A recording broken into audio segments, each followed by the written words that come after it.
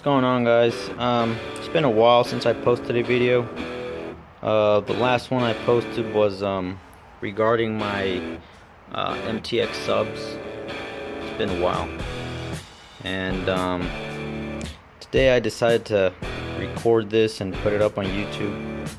And this is regarding my LED aftermarket tail lights.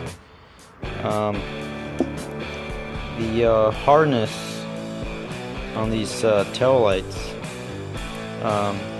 started to go bad. You could see it in there. That second connector from the left started to rust out and wasn't making good contact with this. You can even see that one, that second one. It's also rusted out. So the turn signal wasn't coming on. I didn't do much research to see if they sold these,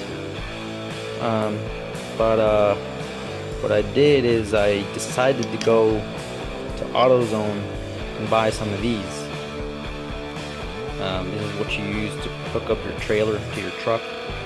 So I got this, and then I got this right here, and I